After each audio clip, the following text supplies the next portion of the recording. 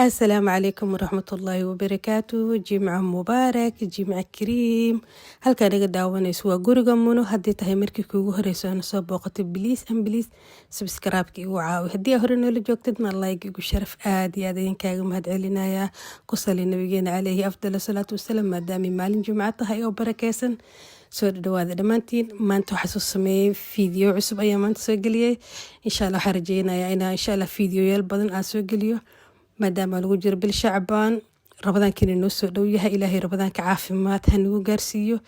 jikadii ayaan iska soo kala habeeyay maadaama rabadaan soo socda. rabadaan la isku diyaarinayaa. maasha Allah tabaarakallah.